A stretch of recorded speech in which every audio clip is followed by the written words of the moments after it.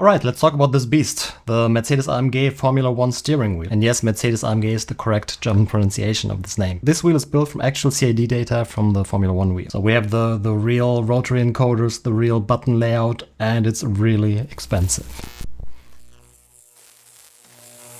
Before we get too deep into the review, thank you very much to SimLab for sending me this wheel for the review. This video is not sponsored, no payment, no script, no review demands. As always, all the opinions are my own. Oh, if you're sitting down, definitely stay seated, because this thing is actually 2,654 euros, at least inclusive taxes, but it's probably the most expensive steering wheel I've ever reviewed. In the box you will find the actual steering wheel, a cable, Lumberg 6-pin cable, some mounting hardware, a different rotary encoder knob if you want to go with the George Russell layout, stickers, decent quality. And what you also get with the wheel is 3 years of warranty, which is nice. Always good if a manufacturer actually believes in their product and gives more warranty than what is required by law. Everything you need is included. There are no options for the wheel. There are no extra pedals that you can buy for more money or something. No extra spacers. It does come with one, with a pretty big one. So at least there are no add-ons that you can or have to purchase. The first time you take this wheel out of the box, it doesn't feel like your typical sim racing gear. It feels like an actual real car part. I mean, basically it's based on that, so it is exactly that. The surface finish, the button layout, the overall construction, it all just feels very raw, very mechanical, very functional. But here's the thing. Real race car components aren't made to look pretty, they are made to work. And that's also exactly the impression that this wheel gives you. You have pure function over polish. This is not your typical sim racing wheel with insanely high build quality, LED, bling bling, disco, 27 funky switches and so on. It feels like something you'd actually find bolted to a real F1 car. And that is with all its pros and its cons. Before we dive in, I want to quickly mention something new for these reviews. From now on, I'll be using a fixed scoring system to rate every wheel that I test. Each category has its own weight because not everything matters equally, I think. Ergonomics and feel, in my opinion, is the most important thing in a wheel, so this is why it gets the most points, up to 15. Software, I think, is not as important. I mean, typically the wheel should work out of the box and ideally have everything that you can set up, be able to set up on the wheel. So this is only up to 5 points, and all the other categories that we'll go through in the review can score up to 10 points. And at the end, I have something called the wow factor, where you can get some extra points if there's something very unique, like for example this crazy replica design, or let's see what else we will see in the future. That way you can actually compare different wheels side by side, more like on a number base and not only relying on whatever I say in the review. This is something that I've been wanting to try for a while now. This is the first video, so please let me know in the comments if you like this idea, if you prefer to have like a rating after each category, or if you prefer the old style, more like storytelling and just like putting into words what my emotions are when it comes to the product. The build quality of the AMG wheel is, in the best way, very real. I've had the chance to hold the real wheel in my hands, and this is a really good copy of that. The only difference that is noticeable are the actual buttons. I feel like there's more travel on the real thing, whereas this feels a bit more clicky, probably better for the sim. Everything feels super dense, it feels mechanical, not over polished or over finished. It is constructed like a genuine race car wheel. It's solid where it matters, and it's a bit raw where it doesn't matter. That means you will see small inconsistencies here and there, maybe a visible seam, maybe a slightly uneven surface in some parts, overlapping stickers, for example. On the rotaries here, this is obviously not something you would see on a typical sim racing wheel, but this being a replica, it's just like replicating the real thing. So we can't really say this is a negative, at least I think so. At around 1.27 kilograms, this is a very light wheel and still very rigid wheel. Still under really heavy force feedback, like think 30 Newton meters. Like we'll see how this will handle the new 39 Newton meter SimLab base. Even though I tried exactly this combination, AMG wheel with their 39 Newton meter base turned to 100%. It worked fine. There's a little bit of creaking under high loads, but I guess that's just the nature of the carbon fiber, so I wouldn't worry too much about that. In the end, none of this is anything major, but at this price point, it's something you'll notice, and it breaks the illusion of perfection just a tiny bit. Overall though, the engineering is great, the build quality is nice, it's very believable that this comes straight out of an F1 car, and it definitely feels like something that is designed to work in rough conditions and not sit on a display. Overall, I would give it 8.5 points out of 10. Okay, materials next. You probably wonder why is it different than build quality, but I think you can have good build quality with bad materials and the other way around, so I decided to split those into two. Materials that are being used here are top tier, genuine carbon fiber, machined aluminum on the encoder knobs. We have Greyhill encoders, really good feeling buttons, a silicone anti-static grip, feels good in your hands.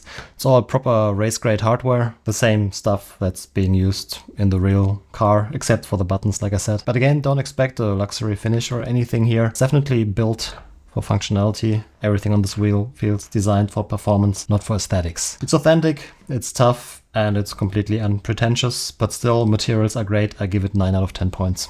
The front face is dominated by the 4.3-inch SimLab display. We'll talk about that later. What else do we have? We get 12 push buttons on the front. I measured these at around 680 gram actuation force. The travel is a little shorter than on the real wheel, but they feel very, very good for sim racing, very tactile. You always know when you pressed it or not. There's not a lot of rattling, definitely one of the quieter wheels that I've tried. I know some other reviewers had issues with this initially. This is from a later batch and the wheel is quiet. We do have 6 thumb encoders and 3 front encoders. These are all Greyhill encoders, insanely hard to turn. They are really, really stiff. After a long session without gloves, you will definitely feel it on your fingertips. There's a chance you will get some blisters. This wheel definitely is designed to be used with gloves. I would highly recommend to use it with gloves. Without gloves, it's not super comfortable. Personally, I would prefer the encoders to be a tiny bit softer, but that's my personal preference. And I know the majority of you definitely prefer the harder to turn encoders, so this will probably suit most people. Still, it's one of the most tactile and confidence-inspiring wheel layouts that I've tested. You would think this is being used in the highest form of motorsport. No, honestly, like the front inputs just make a lot of sense. They feel good. I have absolutely nothing to criticize here. We do have to talk about the elephant in the room though. This is in the end meant for sim racing, but there is no funky switch at all for menu navigation. Personally, I don't think it's a big deal, but again, for the majority of you, this is a problem. I mean, this is a replica, and in the real car, there is no funky switch. Imagine trying to operate one of those flimsy 7-way switches in a freaking F1 car. That wouldn't work. I didn't really know how to handle the lack of the funky switch for the scoring. I decided to subtract 0.5 points in this category, bringing a total score of 9 out of 10. Okay, also the rear side is a replica of the real F1 design. We have the single clutch. Dual clutch is not allowed in F1. We've got a mono-style carbon fiber pedal. You can adjust the strength of this. Default is around 750 gram force, which feels good. I left it at that. You can increase it for up to 900. Due to it being a rocker style, you can up and down shift with one finger on each side. That's a nice benefit to this design. The single swing arm clutch has tons of travel. Like there's so much travel in this thing. It's like nothing I've seen that comes close to this. You can still use this as a dual clutch. There's a button on the front. If you set this to the correct mode, that will basically act like your master clutch. So you press the button, you pull on the clutch in the back, and then you let go of the button in the front, and then you can slowly release the clutch on the back. You've also got 2 extra buttons in the back. They are amazing to screw up your brake bias and lose the championship in the process. So if that's something you enjoy doing, this will be very nice for you. Everything feels solid, responsive, very satisfying to use. It's not as refined as some of the other high-end sim racing wheels. You see a trend here. This is designed for performance. This is not designed to look pretty and to have like minimal play or anything. There's a tiny little bit of side-to-side play on some of these elements, but it is pretty much like in the real car. Also, this housing, for example, I think is 3D printed. At least you see some layer lines. I assume it's like that in the real car as well. Considering what they are doing here at SimLab, it just follows this trend of trying to do a perfect replica. Overall, this is very solid. I would rate it overall 8.5 out of 10. Ergonomics and feel, the most important category. At 280 millimeters, this is smaller than most GT or endurance wheels that are on the market. I mean, it's designed for open wheelers with a very narrow cockpit, not a lot of space. You need to be very fast in response, so 280 millimeters makes a lot of sense. I still think at 280 it's suitable for nearly everything. I mean, don't do rally or something like this, but everything else will work fine fine on this wheel. It is compact, it is very direct, it is very precise. The silicone anti-static grips feel secure. They feel comfortable. They could be a tiny bit longer for my hands, but it still works well. Overall, they definitely strike a good balance between not being too thick, not being too thin. I think this is probably a grip that will work for many people. The grips overall give great control. Even during long stints, even when you sweat a lot, the grip doesn't really get reduced. The anti-static stuff does not work very well, but that's the case on every sim racing wheel. I mean, I cleaned the grips here for the review, for the filming of the review, but it's still tons of dust that will stick to this. All controls, like I said earlier, are super easy to reach. You can probably do the whole race without taking your hands off the grip once, unless you have to reach these in the middle, but I mean, there are 6 thumb rotaries.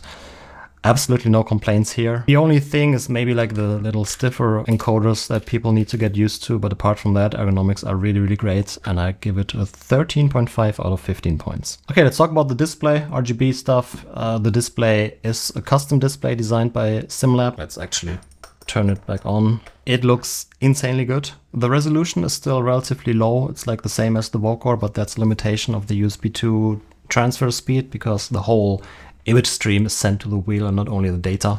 So we are limited by USB 2. USB 3 would be faster, but USB 2 already is a bit problematic, so I don't really see an easy fix for that. But still, I mean, the resolution is good. It's not like you will see pixels or anything when you use it normally. The display works with their own software, Race Director, or with SimHub. It's super bright, it's sharp, the colors are vibrant. It's far better than the Vocor displays in my opinion. It also feels like the display is right below the glass, whereas on the Vocor it's not as close to the touch surface. And I don't know, there's nothing wrong with Vocor displays, but if you see this in comparison, this is much better. Above it we have 25 RGB LEDs that will give you RPM, shift lights, flags, DRS, whatever you want. It's fully SimHub compatible, so you can do whatever you want with these LEDs. The wheel is officially supported in DNR as well. It's not your typical disco show like most other sim racing wheels. No LEDs on the buttons, no LEDs on the encoders. But I mean, this is an F1 wheel. F1 races are not at night, or when they are at night, it's very well lit. It's not required in the real car, so obviously it's not available in the replica. I don't think it's a big deal. There are plenty of alternatives if you want to have your own light show. Overall, really not much to complain here. 9.5 out of 10 points. Okay, compatibility next. We have a Lumberg 6-pin connector, same one they use on the Grid RSR wheel. Feels solid, proper industrial grade connector, nothing wrong here. There's also a port on the inside here for pass-through connection. I think this is a Molex Pico blade, or at least something compatible to that. And the cool thing is, if you use the pass-through connection, you can actually remove the whole Lumberg connector here, so you don't have that on your wheel anymore. Not that it's a big problem, but it can help with signal quality, because in the end, these two are in parallel and it acts as an antenna. I've had 0 issues with the Lumberg still attached, even though I use the internal connection. But you can remove it. One thing, I'm not a fan, but like I don't really know how you want to get rid of it on a design like this. The spacer, 65 millimeters, is huge. You could say, hey, you get a free spacer, but the problem is, the moment you have one steering wheel with a spacer, all your other steering wheels need spacers in similar size as well. I personally prefer to run all my wheels without spacer, and then it's always at the same distance measured from your body. If you now have a wheel with a forced spacer, the wheel will come 65 millimeters closer to your body and it might feel off. And if you don't have a rig like the ASR one, for example, with easy adjustment of the distance, this can become a problem. If you only run this wheel, not a big deal. If you run different wheels, make sure to match the spacers. For me, this is an 8 out of 10 because I'm not a fan of forced spacers. Electronics inside the wheel are very well done. There are tons of cables. Like taking this wheel apart has been an absolute pain, so I don't want to do it again for the video. Assembly is probably an absolute nightmare, but that's not your problem. You have 3 years of warranty in case something breaks. Just send it to them to fix it. But overall, it's done very clean. We'll keep this section short. It's a 9 out of 10. Okay, software, you can either use SimHub. This won't be a SimHub tutorial. Tons of videos out there, you know, SimHub, you can do whatever you want with the wheel, but SimLab also has their own software. It's called Race Director. The UI looks a little bit dated, but it works well. Just make sure to enable the wheel here. Here you can switch the wheel mode between simple mode and expert mode. For example, you can switch the rotary encoders either as an encoder or as a rotary switch, depending on the game, whatever you prefer. Same thing for all the thumb encoders, and there are actually printed numbers on this, and this matches up with the position of the encoder the firmware puts out. Something that's overlooked often, but not here. There's the byte mode adjustment here. You can also do it on the wheel display. They have some displays they provide with the wheel. There are decent presets in here. Personally, I don't really use the software. I just ran it with SimHub, but if you don't want to use SimHub, you can run it here. You can assign buttons to cycle through the dashboards. You can customize what you want to have on the LEDs, like yellow flags, car spotter, or whatever, pit limiter. It's all adjustable in here. And there's also a nice little thing, a reaction launch practice, where you can test your reaction time. It's with a little starting signal. Kind of cool. The software is kind of basic, but it's still cool that they have that for all people that don't want to mess around with SimHub. Personally, I would always recommend to use SimHub, but if you don't want to, you don't have to. Price performance is the next category, and this is, I mean, at over 2,600 euros, this is a premium product. It's not a flawless one. You're paying for authenticity, you're paying for the craftsmanship, you're not paying for comfort or luxury here. It's built like a real F1 car, and that includes the rough edges. This is a tool. This is not something you put onto your shelf. If realism is your top priority, this makes sense. If you prefer refinement, I think there are better options out there for significantly less money. Don't get me wrong, this is a really, really good wheel, but at 2,600 euros, price performance is just not that great. That doesn't mean you shouldn't buy it. If you want an authentic replica of the F1 wheel, this is the only way to get it. Still, I give it 6.5 out of 10 points. Wow factor. Well, this is an authentic F1 wheel. This wheel doesn't scream for attention, it just owns it. Like when you see this on the rig and people will be like, oh my god, is this an actual F1 wheel? It's not like, it doesn't look like a toy. You know, some of the other wheels that will just light up in all the colors that are available in the world will not look as authentic as something like that. The wow factor here isn't colors and LEDs and the light show. It's the feeling of holding something that was designed for real world racing. It's not flashy, it's just the real deal.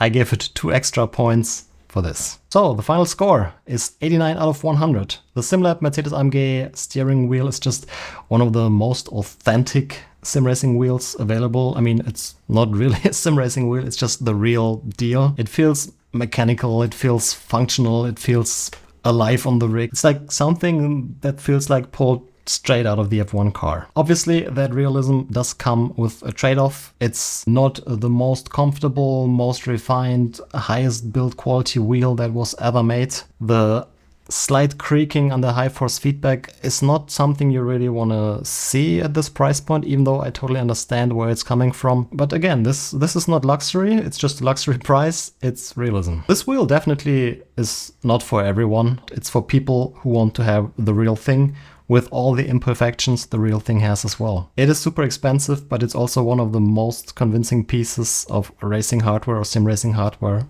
ever built. I hope you enjoyed the video. If you did, give it a thumbs up, leave a comment what you liked, what you disliked, what your experience with the wheel is, or like how it is way too expensive, or what do I know.